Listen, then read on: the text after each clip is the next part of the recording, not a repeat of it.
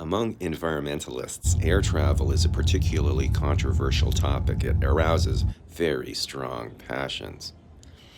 Now, most environmental activists are fervent critics of private aircraft, for example, Taylor Swift and her airplanes. But some take their arguments further and claim either that, quote, long haul leisure travel should be banned, or that air travel in its entirety should be banned.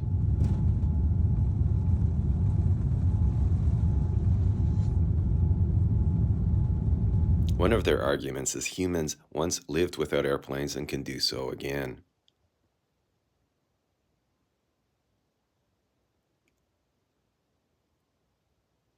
What's your opinion? Support with facts and a detailed argument.